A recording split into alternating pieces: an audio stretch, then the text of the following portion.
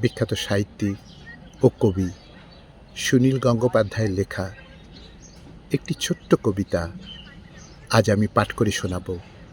কবিতা একটি কথা। শুরু করছি।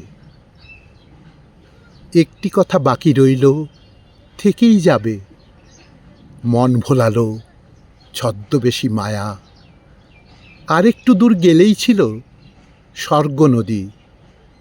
দূরের মধ্যে দূরত্ব বোধ কে সরালে, ফিরে আসার আগেই পেল খুব পিপাসা।